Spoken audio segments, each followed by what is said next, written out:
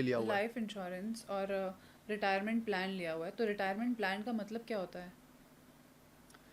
Again मैंने आपको बोला ना कि रिटायरमेंट सॉल्यूशन, अगर मैं प्योर रिटायरमेंट सॉल्यूशंस की बात करूंगा जो कि इंश्योरेंस कंपनीज देती हैं, उसमें इंश्योरेंस शब्द नहीं आता है, यानी कि ओके। कोई रिस्क कवर नहीं है कि अगर डेथ हो गई बीच में तो आपकी फैमिली को कुछ मिलेगा, नहीं, वो इंश्योरेंस कवर नहीं है। यहाँ पे जो टर्म यूज होती है इंश्योरेंस की लैंग्वेज में, उसको कहते हैं सम एश्योर्ड, ओके। बीमा राशि, बीमा धन, ठीक है ना, सम एश्योर्ड। रिटायरमेंट सॉल्यूशन में कोई भी सम एश्योर्ड नाम की चीज नहीं होती है, प्योर रिटायरमेंट सॉल्यूशंस की बात कर रहा हूँ।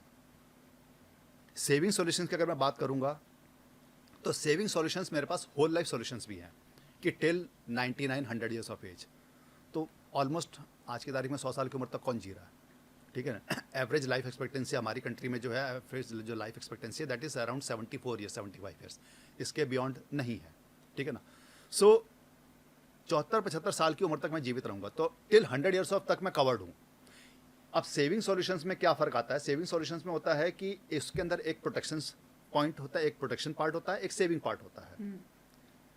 तो मैं जो प्रीमियम पे कर रहा हूं उसका एक पर्टिकुलर पोर्शन मेरा प्रोटेक्शन के अंदर जा रहा है। से मेरा उसके अंदर 10 लाख रुपए का इंश्योरेंस है, okay. For example saving solutions के अंदर, और मैंने 30 साल तक प्रीमियम भरा, 30 साल के बाद उस पॉलिसी का मैच्योरिटी हो रहा है, ठीक है ना, और उस समय मुझे उसका पैसा मिल रहा है, जो भी मेरा सेविंग का जो भी मेरे को उसके ऊपर इंटरेस्ट हार्डली 6 to 7% का रिटर्न नॉर्मली आता है ऑन एन एवरेज, उसके हिसाब से मेरे को उसका पेमेंट मिल जाएगा।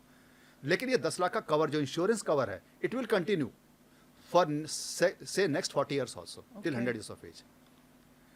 अगर मेरा ये 30 साल प्रीमियम देने के दौरान अगर डेथ हो जाता तो मेरी फैमिली को 10 लाख रुपया, क्योंकि वो मेरा इंश्योरेंस कवर है, दैट इज द छतरी, वो मेरे ऊपर एक अम्ब्रेला 10 लाख रुपए का, वो मेरी फैमिली को मिलता, प्लस जो मैं सेविंग्स के लिए दे चुका था पैसा उसके ऊपर जितना ग्रोथ आ चुका वो मिल जाता।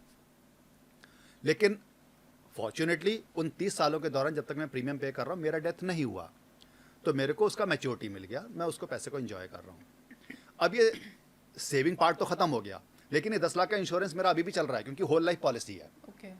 तो इसमें मेरे को प्रीमियम नहीं पे करना पड़ आप रहा? प्रीमियम नहीं पे करना, बट ये 10 लाख का कवर चलता रहेगा। ओके।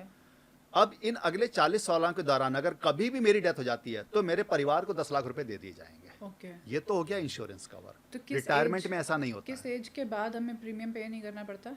ये देखो, इसमें अवश्य ये डिपेंड करता है कि आपने प्रीमियम पेमेंट टर्म कितना चूज किया है, okay.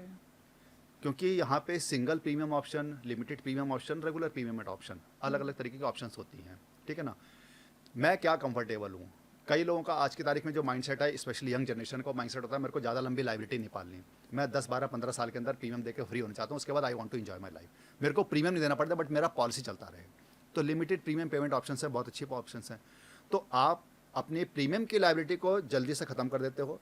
Actually it's not a liability, it's a cost which you are incurring. आप एक कॉस्ट है जो पे कर रहे हो इंश्योरेंस कंपनी को कि इन केस कुछ हो गया, इफ़, अगेन इफ़ के ऊपर आऊँगा, लाइफ के अंदर जो इफ़ आता है, इफ़ एनीथिंग हैपन्स, तो मेरा फैमिली फाइनेंशियल प्रोटेक्टेड है।